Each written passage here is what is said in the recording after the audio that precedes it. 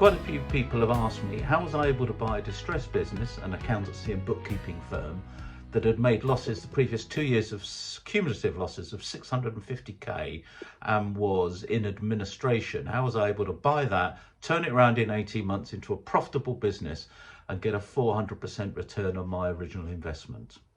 Well, this series of videos will go into not necessarily what we did right, but what we got wrong, because I think that's where the greatest learnings are. Hope you enjoy the videos.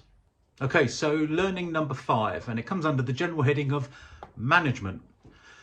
Now, when you buy a business, usually you have to honour the existing terms and conditions of the staff that you're inheriting in the business that you're buying. And that was true. We were inheriting 44 staff, and that included 3 directors, one of which was the old owner. And in addition to 3 directors, 8 managers as well in that total complement of 44. Now you think with 3 directors, 8 managers, they would be good managers and leaders. No, they won't. With 2 exceptions out of that lot, there were 2 that were decent managers. The others, quite frankly, were square pegs in round holes. They were good at being accountants or assistant accountants or bookkeeping people, good, experienced, diligent, hard-working, but they weren't managers and they weren't directors. Arguably, they've been over-promoted, and this I find is a common issue with companies. They're promoting good people, good and skilled at what they do, into a management role, and actually what they should do is keep them in that role and keep paying them more, because that's where they add value to the business. Anyway, we really didn't have a management and leadership team to speak of, and that caused us all sorts of problems in trying to sort out issues. The sort of things that were coming up that we were finding out after we bought the business was there was no KPIs, no performance management. There was little in the way of appraisals. It was sporadic, and most people didn't get a proper appraisal. And generally, none of the team members knew what success looked like. It is complete anathema to what I've been used to in companies that I've owned previously and run previously. And also, underperformance issues were never addressed, or rarely were addressed, by managers. They were just lived with and put up with underperforming staff for year on year on year. And also, mistakes were covered up. We're all human, we can all get things wrong, but it's about having transparency and openness. That wasn't there. This is the culture that we'd inherited by buying a business. So we introduced a number of things. We introduced timesheets. We were told by the CEO, no, they were not going to embrace that. We've never had timesheets. Yes, you will.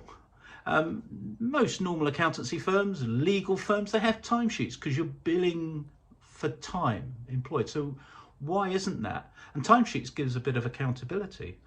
Particularly with remote working since COVID and lockdowns, and the culture has accelerated now to working from home a lot more often. It's very hard to manage people, and when you're all working in one big open plan office, it's quite evident if someone's late for work or finishes early or takes 2-3 hours for lunch. So timesheets were an essential, and we found some interesting things when we introduced it. The most junior staff were working their socks off, whilst the more experienced were barely working their contracted hours. Now, that was enlightening. So timesheets was essential. And it also meant that we could go back to clients and say, look, we're spending X hours. You're paying us this per month. We've got X hours that are being expended on the work. And we're working for minimum wage, to give an example. Or we're working at a loss. So it gave us the power, the timesheets, to be able to have a grown-up conversation with clients where we weren't making sufficient money, it wasn't commercially viable. We were giving them data to support our need to increase their fees. Something else we introduced were KPIs for staff and linked them with client service level agreements, SLAs. That way you get joined up thinking between the team resource you've got and the people that you're doing the work for that are paying the wages. We also recruited a customer service manager, never been done before in the 20-year history of the company, and a business development manager. In 20 years of this company existing, there was no one dedicated to a specific sales role to bring the business in.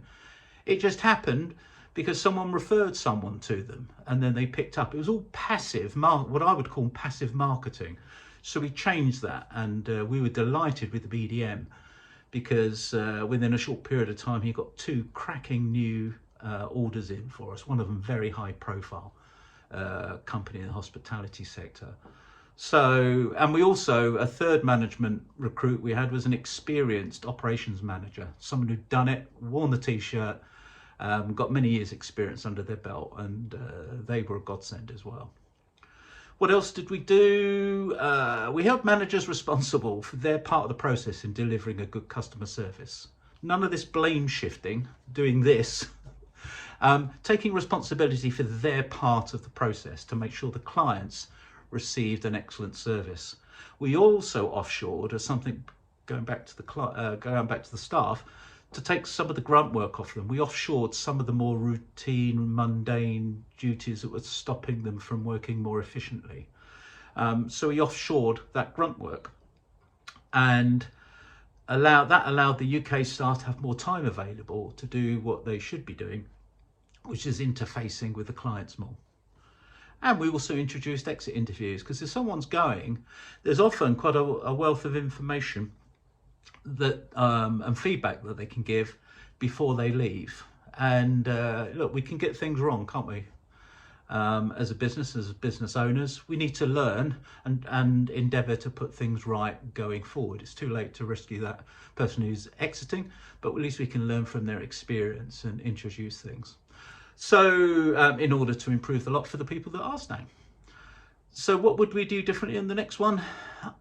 I think, no, I know. We'd interview the management team and directors individually before we bought the business. And if there's a natural reticence from the current owners to do that, but hey, look, they've got to sign a confidentiality agreement. We want to know the people that are going to be running the business, managers and directors, that they're up to the job. And I don't want to find that out, having had the painful experience of learning from experience, that we need to do that proactively. And if the answer is no from the current owner, then we move on to the next opportunity. Definitely the people running the business on our behalf. We don't want to be owner managers. We're investors. We shouldn't be operating within the business day to day. So we've got to make sure the people who are going to be doing that on our behalf with our money and our backing are up to the job. So that's what we would do differently.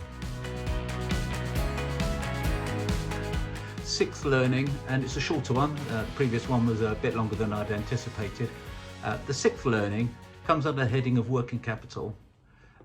Just because you can buy a distressed business relatively cheaply, that's not where the costs finish.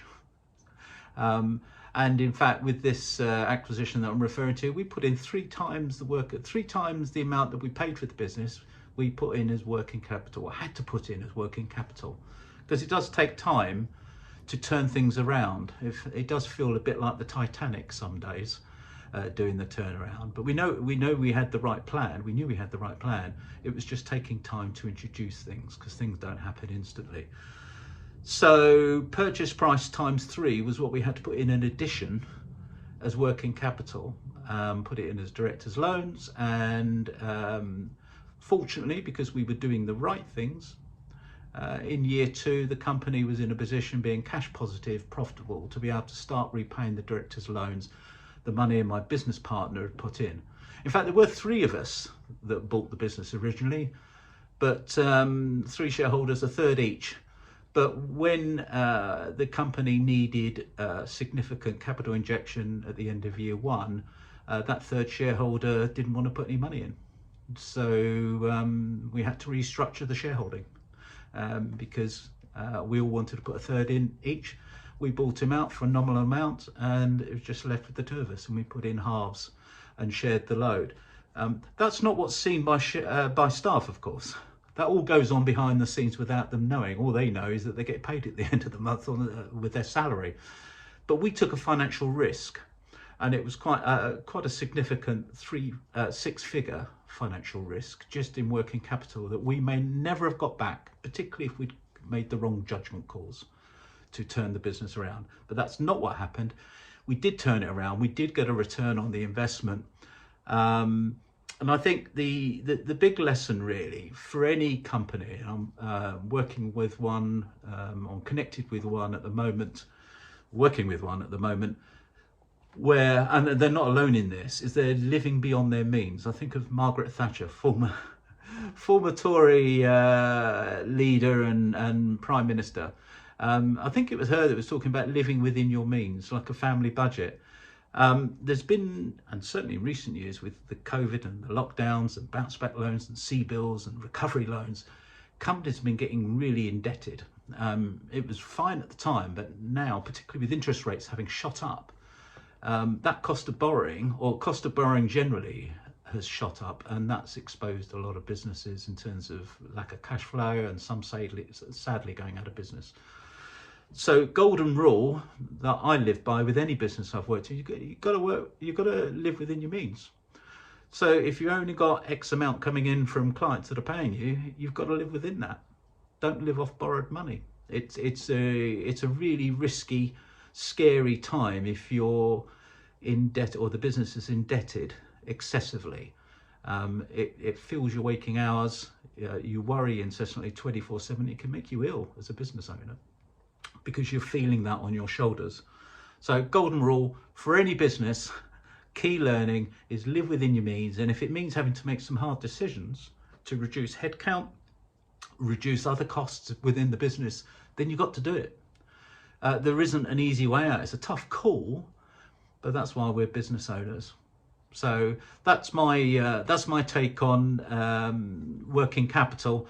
And if you're buying a business, particularly one that's distressed and really hasn't got that cash flow, be prepared to have a bit of a war chest behind the scenes that you need to delve into, really, to keep the business afloat and give it a great chance and extend the runway of the business surviving and coming out the other side, which is the whole purpose of a turnaround.